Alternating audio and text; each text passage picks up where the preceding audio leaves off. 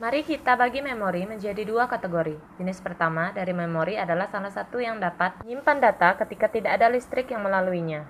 Ini termasuk beberapa jenis flash disk.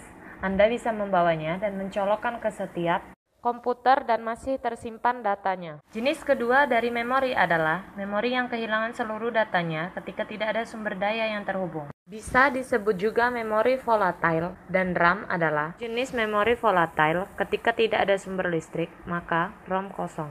Jadi, ketika Anda menghidupkan komputer, RAM benar-benar kosong, tetapi hard disk berisi. Semua program dan games menunggu untuk dijalankan. Prosesor hanya dapat menjalankan program jika programnya ada di dalam RAM. Jika komputer sedang booting dan RAM-nya kosong, bagaimana prosesor bisa berjalan? Oke, saya sedikit berbohong. Prosesor dapat menjalankan sedikit software yang tidak harus ada di RAM.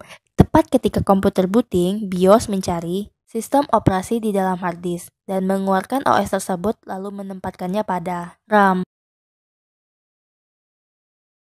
Sekarang OS akan dimuat dan Anda dapat menjalankan program apapun. Namun, pertama Anda harus menuju ke dalam memori flash dan membawa programnya ke RAM. Jadi mari memuat Chrome ke dalam memori. Saya dapat membuat Counter-Strike ke dalam memori. Dan sekarang saya akan memuat Photoshop tapi tidak ada ruang. Jadi kita harus membuat beberapa ruang dengan menghapus Counter-Strike. Lalu kita dapat memuat Photoshop. Jadi inilah mengapa RAM yang lebih besar akan lebih baik. Anda bisa memasukkan lebih banyak software yang bisa dijalankan oleh prosesor yang sama, dan Anda tidak harus kembali ke hard drive atau flash memory yang lambat untuk menjalankan program Anda, dan proses yang dimana Anda memindahkan program masuk dan keluar memori dan hard drive lambat, yang dikenal dengan pegging, dan itu sangat lambat.